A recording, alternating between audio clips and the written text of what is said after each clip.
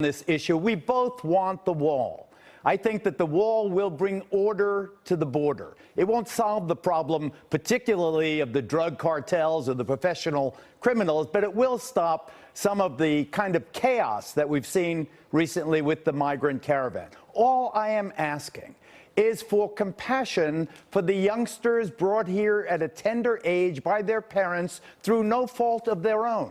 If the president can win the wall, the Congress funding of the $5 billion down payment for the wall, then I think the Democrats in Congress, it is incumbent on them to compromise if they want the dreamers to get the pathway to citizenship. There is a compromise there. This issue is fraught with emotion. You mentioned the fellow who deported 8 times and kills his colleague at By the way, work the there. weekend before, a young teacher in Texas, same story. Horrible. But there are, for instance, within the sound of my voice here in the heart of Manhattan, there are 1 million undocumented immigrants within just the radius here, just the radius of New York City. You never hear about them. Why? Because they commit fewer crimes than citizens, Sean. They are people that just want to feed their children. They just want the American dream. They live in desperately poor countries. They come because they are hungry. Geraldo, they come because they're afraid. Wait a minute. I can sympathize with that, but look at this study that we have out. A majority of non-citizens, even those with legal green cards, are tapping into welfare programs to the tune of this is according to the Census Bureau, 63%, the last reporting year, 2014, non-citizens using welfare programs, and it grows to 70% for those here 10 years or more. So it is costing us a fortune, number one. It compromises our safety, number two.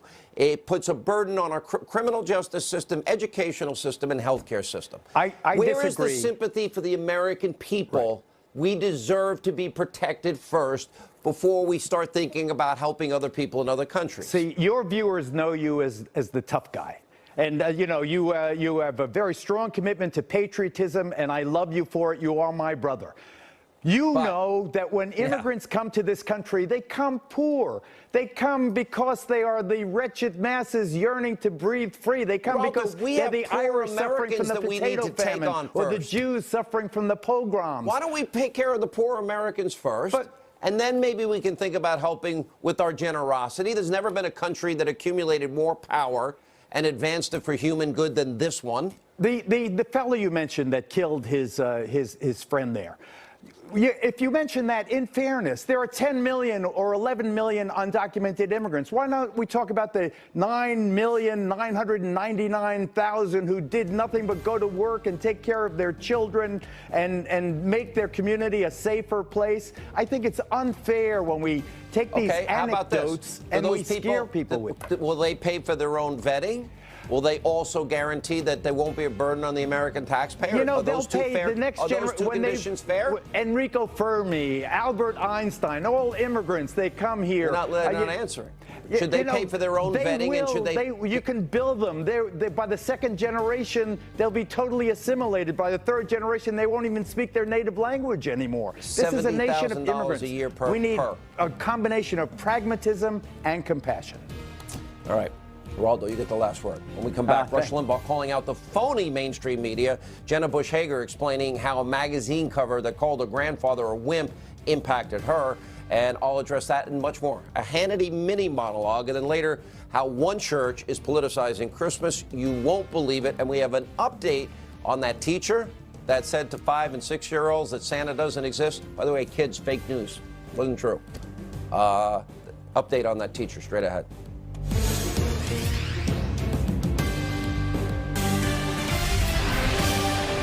All right, now the unhinged 24/7 destroy Trump, anti-Trump media continues to lose credibility by the second, especially as they use the passing of President George H.W. Bush to attack President Trump. Unfortunately, they're just behaving as I told you that they would, and that is the subject of tonight's mini monologue. All right, so as the nation mourns the loss of President George H.W. Bush, well, many in the media, they continue to use his death and incredible legacy to denigrate President Trump. Their tactics are getting more disturbing as they move on. Just look at how the mainstream media went after the president for paying his respects to the late 41st Commander-in-Chief. Take a look. Could not help, as an American having lived through the last 3.5 years, or 3 years, 2 years especially, to apply words to moments over those last 2 years and go, wow, wouldn't it have been nice and different if? It became uncomfortable when every one of the people who eulogized the 41st president talked about civility, Yes. talked about generosity. You could feel the unstated, I mean, it was a contrast. I think Prince Charles has felt more comfortable in New Guinea than this president felt here today. He's not one to mend fences too readily. I think he's doing this because he feels he has to do it. I can't help but wonder if there was a thought bubble over Donald Trump's head just now, what he was thinking as he stood there. I have to imagine he was thinking, how much longer do I have to stand here? Pretty shameful, sickening, but not at all surprising. Now, Rush Limbaugh, appearing with our own Shannon Bream, he didn't hold back in calling out this media hypocrisy. Let's take a look at what Rush says. It's phony. They never treated him this way when he was president. They were vicious to him, like they are vicious and partisan to every Republican. I think it's just a vehicle for them, Shannon, to be able to contrast what they think Trump is versus the way they're telling us Bush was. All right, you see what's going on. Like we saw with Senator McCain, most in the mainstream media, they do a complete 180, forgetting their once vicious and nasty coverage. Oh, like when Senator McCain was running for president. New York Post columnist Michael Goodwin, who will join us in a moment, wrote a column this week entitled, "Democrats really do love Republicans when they're dead," and Goodwin exposes just how low the press will sink to try and score cheap political points against their political enemies. And by the way, these tactics have serious implications. For example, President Bush's granddaughter, Jenna Bush Hager, she's opening up about how nasty the media can be, reflecting on Newsweek's infamous wimp cover of her grandfather from decades ago. Take a look. He spoke softly and he didn't speak about himself. He was humble. But why did that have to equate to being a wimp? And it didn't to us. He was our hero. If you're not outspoken and you're soft-spoken, you're a wimp. Otherwise, you're Donald Trump and you're too abrasive. All part of a pattern. Smear a person's name when they're alive, create a veneer of bipartisanship and unity once they pass, just so they can attack their new political enemies. In this case, furthering to bludgeon Donald Trump. Here with reaction. Fox News contributor, New York Post columnist Michael Goodwin is with us. Former White House press secretary Ari Fleischer, also a Fox News contributor. Here it is. Dems love Republicans when they're dead. Michael Goodwin, it's true. The fact is, it's true. Yes, it is sad, Sean. You're right. That, and as I point out in the column, this all sounds similar. He's a hero. He's a genial gentleman. He's a patriot. He's a great American. And they said the same thing about John McCain when he was in his coffin. But when they were alive, this same media attacked them relentlessly, accused them of racism, of stirring up, fomenting trouble everywhere, of taking the country backwards. They attacked their Supreme Court nominees with the same way that Brett Kavanaugh was attacked. So there is a pattern, except when they die, then suddenly they were the great Americans. In this case, of course, they are being used. Those virtues are being used against Donald Trump. So it's really a double whammy for the Democrats in this day and age. They did the same thing with Ronald Reagan, John McCain, Ari, with 41 and 43. You're very close to the Bush family. You were there when they were bludgeoning 43. I mean, that was a daily. I didn't think it could get worse, but it's gotten worse. Yep. Let me put it this way. When I die, all you liberals out there that hate me, don't change what you really think of me. Just say it. Just be honest. It's cool. It'll be all right. I'm going to give you a pass from heaven if I'm ever invited in. Sean, here's the one that to me, speaks volumes. And it was the New York Times when George H.W. Bush, as president, went to visit a trade show and saw absolute brand new technology for scanning products at a supermarket. Nobody had seen it before. And the New York Times story, front page, Bush encounters the supermarket, amazed. Here's the lead of the story.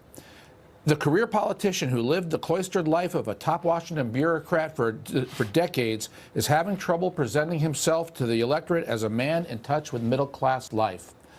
This now is the man that the New York Times and others are holding up as a role model for all Americans because of his goodness, because of his principle, because of his civility.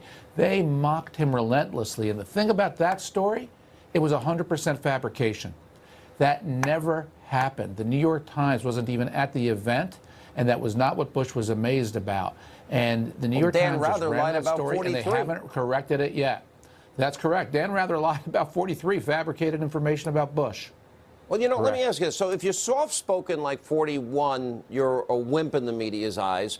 If you're iconoclastic and combative like Donald Trump, you're, you know, a brute and this is unacceptable to the office. So you can't win, can you? And now all of a sudden, now they hated 43, Ari, now they love him. Now, we'd take him back in a minute. No, they wouldn't. They would be all over him in 5 seconds. No, and you know, I remember in the 2000 campaign when George W. Bush was running against John McCain, the press was all for John McCain. And I remember thinking to myself, as soon as John McCain were ever to beat George Bush, they'll go against John McCain. They'll switch on a and they dime. did.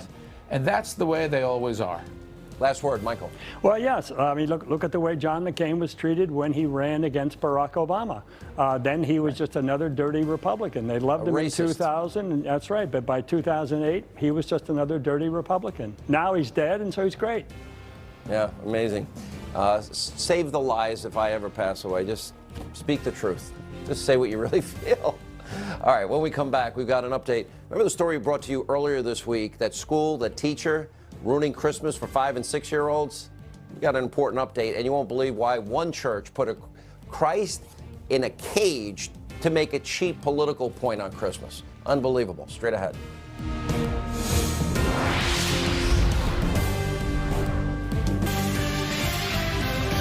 All right, sadly, Christmas continues to come under attack. Now, we've got to warn you, you probably don't want your kids to watch this segment. There's a church in Massachusetts. They put a baby Jesus in a cage as part of a nativity scene to make a point about illegal immigration. Also tonight, we have an update on the story that we told you about earlier in the week. Remember that New Jersey substitute teacher telling first graders that Santa, if the Tooth Fairy, the Easter Bunny aren't real? She has now rightfully been fired.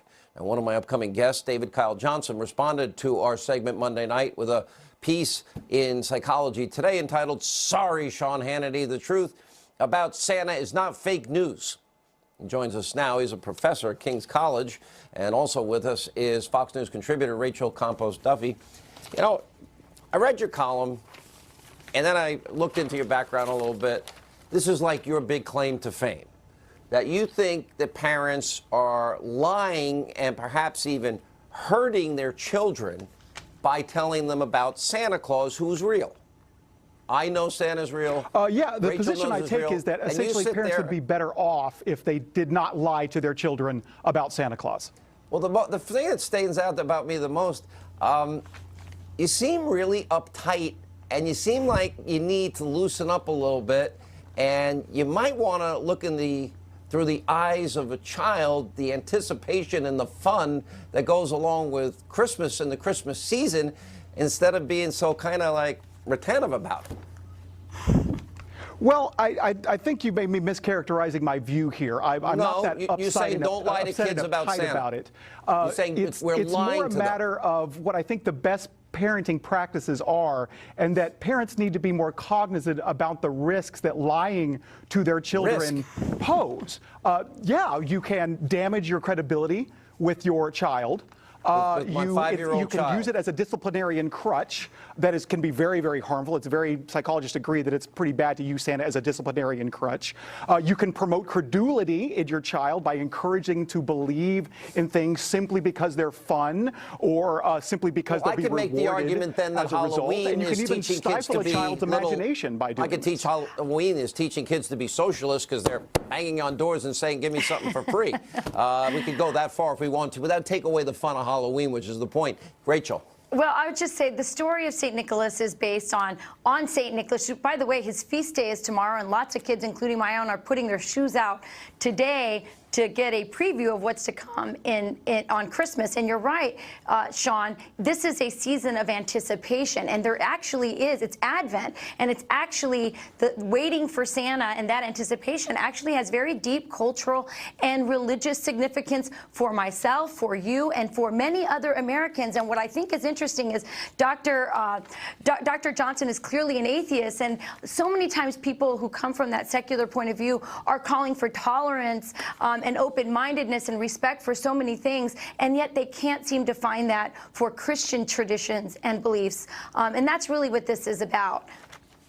Dr. Johnson? You are completely strawmanning my position. I am not intolerant of Christian traditions at all. I think everyone should be free to celebrate Christmas in whatever way they choose to. And if Christians choose to celebrate Christmas by revering Christ, that is perfectly acceptable. I'm perfectly tolerant of that. I am merely making an observation about what I think is better for parents to do with their children. If they choose to do that, they're perfectly free to do that. But I'm also perfectly free to point out the kind of risks that a parent should be aware of when they're lying to their children about Santa Claus. And I may not have a PhD, but I have a lot more common sense, I think, Doctor, with all due respect. And I think that parents do this because they have memories of Christmas themselves. And those memories are beautiful. Well, see, the Christmas spirit, wait a minute, the Christmas spirit has actually, this Western Christian tradition has inspired giving, Salvation Army, Toys for Tots, wreaths on the graves of our fallen soldiers. So this is a beautiful tradition and the Christian tradition. And I think that what you're doing is you're overthinking this and you're taking the fun out of it. And maybe you're a little bit grinchy. We'll get a quick 15-second response. That's a very grinchy attitude to take. Christmas is about so much more. Of course, way, Jesus Professor, Christ, I agree with that. We got to go. You seem very angry. I just wanted to wish you a Merry Christmas. Merry I'm not Christmas angry to at all all, of you. Santa Claus, not at all. I hope Santa Claus puts coal in your stocking.